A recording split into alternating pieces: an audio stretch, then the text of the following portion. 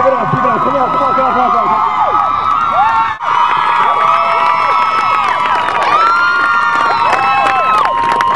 All right, everybody. We started at 3 o'clock at Campbell's Field. It was actually, I knew that. I believe it was 230 degrees Fahrenheit outside, and yet we marched across the Ben Franklin Bridge. We came all the way here, and we've been here for literally the past 28 hours.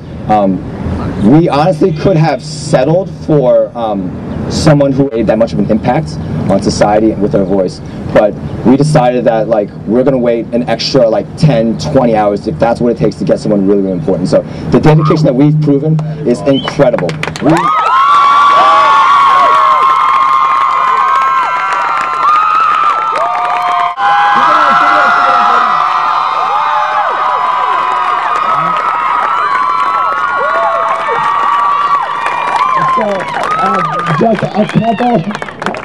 Just a couple real quick things. Congressman Murphy had a super tight schedule today. This is the first time that you heard about this event going on today, correct? It was. I'm sorry about that. The fact that he cleared his schedule, making sure that he could come out here and support this cause, deserves the loudest cheer you've ever given your life.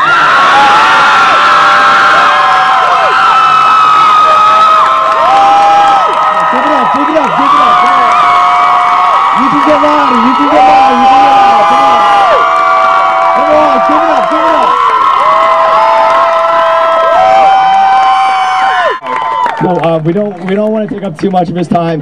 We have a speech that was written up for him. We're actually going to toss this because he wants to speak from his heart. Okay?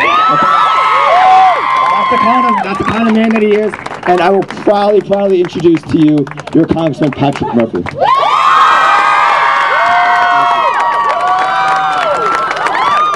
Thank you, everybody. Thank you so much. This is incredible. I tell you, thank you. I don't think there's anything I can say to get a louder screams than I just heard, so I don't think I should say anything. But listen, I'm a sophomore congressman, so I don't want to make it sound like I'm important. But I will tell you, when I heard about it, I heard it from Melissa Fitzgerald, who used to be an actress in the West Wing. She called me up and she was frantic. I was just speaking at the VA hospital down the road. And she said, is there any way, and I don't do Sunday events, actually, because I'm a young father, and I work 16, 20 hours a day, Monday through Saturday, and I try to be home with my wife and my daughter, and she said, can you do this for me? And I said, what's going on? And she told me, and I said, I had no idea, I'm so sorry. And I said, I will absolutely be there. I called my wife, I got a pass. So if you see Jenny Murphy, I'll tell her she's the best.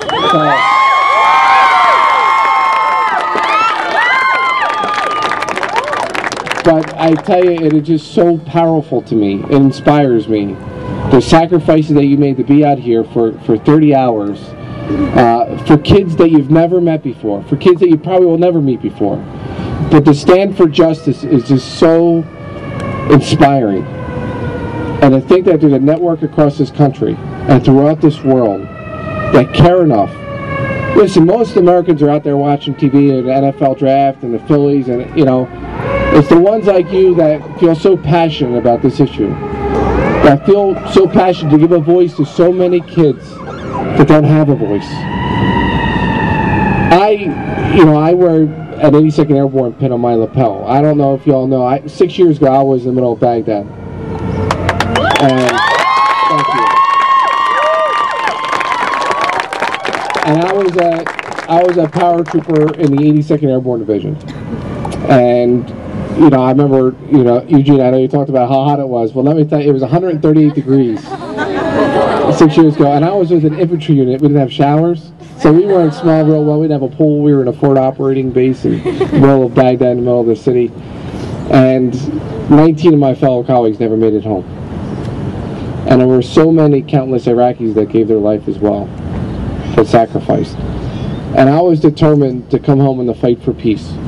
It wasn't in northern Uganda, it was in Iraq. And I said, I'm going to run for Congress. Now, a lot of folks, I'm going to be honest with you, because I grew up in a row house in Northeast Philadelphia. My dad was a cop, my mom was a legal secretary. A lot of folks said, yeah, Patrick Murphy, you have a nice bio, you taught at West Point.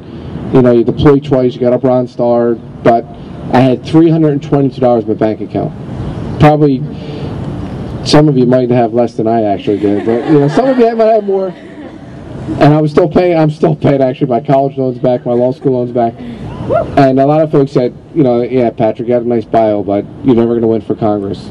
I was going against a very popular Republican incumbent, and I said, well, I'm doing this for the 19 guys I serve with. I'm going to make a difference. I'm putting my name on the line.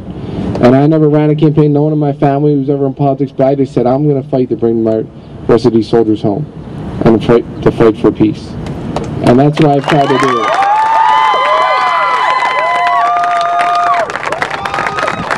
It is so important, and I will tell you, you know, I just won. I'm in my second term now, so I'll never forget. Literally, it was my first few months in the job, and it was President Bush was still in. We just won the Democratic Congress, and I'm not here to talk politics, so I'm giving a bigger story, I hope. But they had funding for the Iraq War on, and I remember.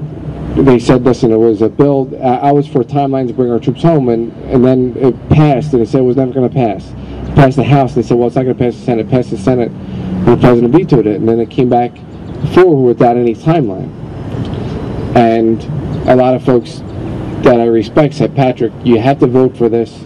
All the Republicans vote for it. There's going to be enough Democrats, because it's about funding, and you can't not fund the troops. You know, even though, you know, we had funded it, but the president vetoed it, and they said, just vote for this, just hold your nose and vote for it, because this is going to be a 30-second commercial a year from now. And I said, that's what's wrong with politics. That is what's wrong with politics. People are worried about keeping their own seat as compared to changing our country and changing our world.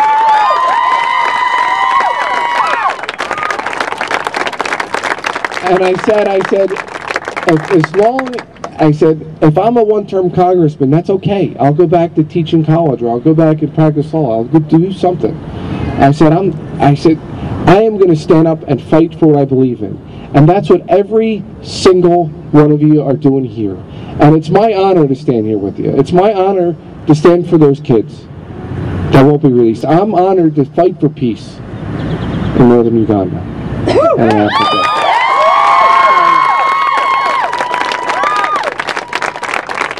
I'm here to thank you. I'm here, of course, to rescue you.